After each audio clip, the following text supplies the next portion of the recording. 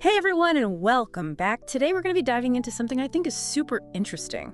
It's one of those topics I don't think we talk about enough. Yeah. And it's this idea of where BPD and faith kind of come together, Okay. especially in romantic relationships. Yeah. So that's kind of the meat of what we're talking about. And Right. we have this source that really digs into it, and there's some fascinating stuff in there. I think so. But before we get into all of that, Yeah. let's do a quick BPD 101, just so everyone's on the same page. Okay.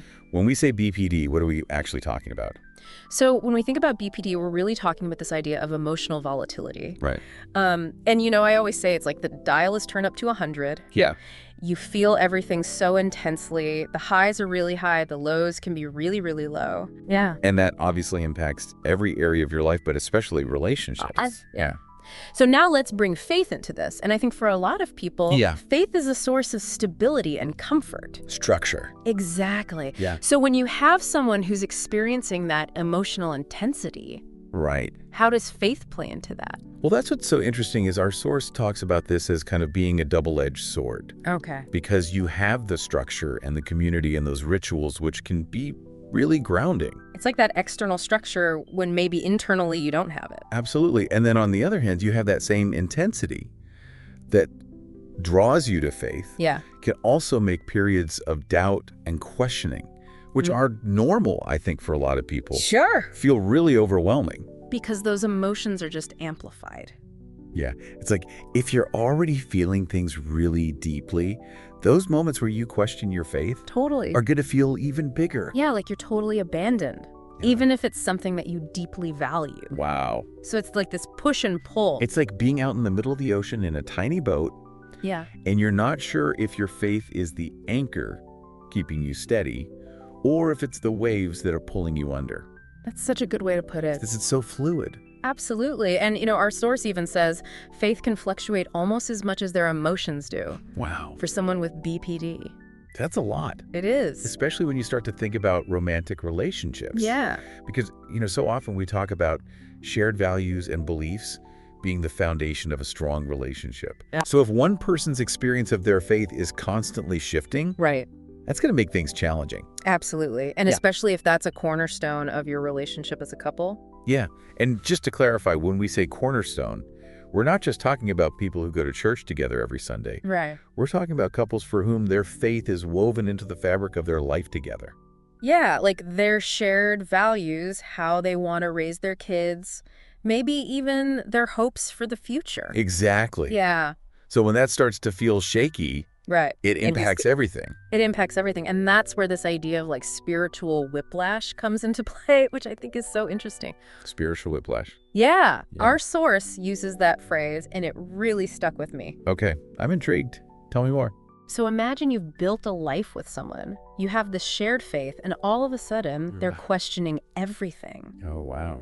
Maybe they're pulling away from the things you used to do together, or even feeling angry towards the faith that brought you together in the first place. Yeah, that's got to be so disorienting. It is incredibly disorienting, and it can create so much misunderstanding and hurt. For both people. For both people, absolutely. Yeah, because on the one hand, you have the person with BPD who might be feeling so alone, and their partner just doesn't get it. Right. And then the partner who maybe hasn't experienced BPD firsthand might be thinking, wait, this is who you were when we fell in love?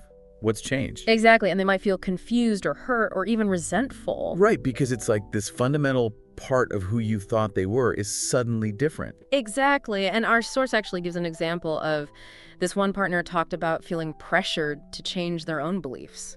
Really? Yeah, almost to soften the blow for their partner who was struggling. Wow, so they were basically thinking, if I just believe a little less, maybe they won't feel so conflicted. Exactly. And of course, It's not a long-term solution at all. no, not at all. In fact, it can really backfire because you're sacrificing your own authenticity. Right, and you're not being true to yourself. Exactly. And ultimately, that's not good for either person. No, it's not. So yeah, it's a really tricky situation to navigate. It really is. So how do you even begin to navigate that as a couple? It seems like you're walking on eggshells, trying not to trigger those really intense emotions, but also trying to stay true to your own beliefs. It's a delicate dance for sure, but it's not an impossible one. Okay, so there's hope. There is definitely hope. There's definitely hope, and I think that's one of the most important things to remember. And our source really highlights this idea that, It's not about trying to fix the situation or change each other. Right. It's not about forcing your partner to go back to being the person they were before. Exactly. It's about shifting that focus to compassion and communication and really respecting each other's experiences. Okay, so that makes sense. But how do you actually do that? Where do you even begin to have those conversations when you're dealing with something as personal and sensitive as faith? Right. It's not easy, that's for sure, and it takes courage and vulnerability on both sides. But I think the first step is remembering that your partner's experience of faith might look different from yours, and that's okay. So it's not about expecting them to have the same relationship with faith that you do. Exactly. And it might be helpful to remember that fear of abandonment, which is such a core part of BPD, Right. that can show up in their relationship with their faith too. So when they're feeling those really intense waves of doubt or anger, Yeah. it's not necessarily that their faith is gone.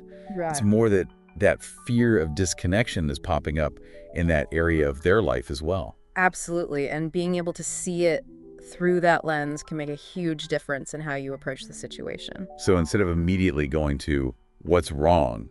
Why are you pushing me away? Yeah. It's more about saying, hey, I'm noticing some distance between us lately, especially around our shared faith. Can we talk about what's been going on for you? Exactly. Creating that space for open and honest communication is so important. And I imagine having those conversations in a safe and supportive environment is really crucial Absolutely. And that's where therapy can be incredibly valuable. because the therapist can provide that neutral space for both partners to process their own experiences. Exactly. And ideally, you'd want to find a therapist who understands both BPD and the complexities of faith. Right? Because those are two areas where you really want someone who gets it. Absolutely. And it's not just about individual therapy either. Oh, okay. How so? Our source also talks about the importance of shared rituals as a way for couples to reconnect. Interesting. So even if their beliefs are evolving or they're going through periods of doubt, Right. those shared moments of peace, whether it's prayer or meditation or something else entirely, can be really grounding. Exactly. It's like creating this little island of stability in the midst of all the emotional turbulence. I love that analogy because it really highlights that even though this is a challenging experience, it doesn't have to be a deal breaker It doesn't, and I think that's so important to emphasize. because you can weather those storms together and come out stronger on the other side. Absolutely. And part of that is also remembering that you're allowed to have your own individual relationship with your faith too. Right. You don't have to compromise your own beliefs or pretend to be okay with things that don't feel right for you. Exactly. Remember that image of the two trees growing side by side. Yeah.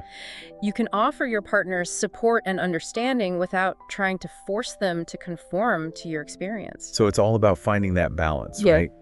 Nurturing your own spiritual well-being Mhm. while also being present for your partner's journey. You got it. And that journey might have some unexpected twists and turns. For sure, but that's true of any relationship, right? Absolutely. Absolutely. And it's really about approaching those twists and turns with open communication, compassion, and a willingness to learn and grow together. It's a journey for sure. It is. So for our listeners who are maybe feeling a little overwhelmed by all of this, what's the one thing you want them to take away from our deep dive today? I think the most important thing to remember is that there's always hope. Okay, I like that. Even amidst the complexity and the challenges, relationships can thrive when we approach them with understanding and respect. Because at the end of the day, isn't that what it's all about? Connection, even when things get messy. Couldn't have said it better myself. Well, that's a beautiful note to end on. It is. To all our listeners out there, thank you for joining us on this deep dive. It's a complex topic, and we've just scratched the surface, but hopefully this conversation has given you some things to think about and maybe even sparked some important conversations in your own lives. Until next time, take care.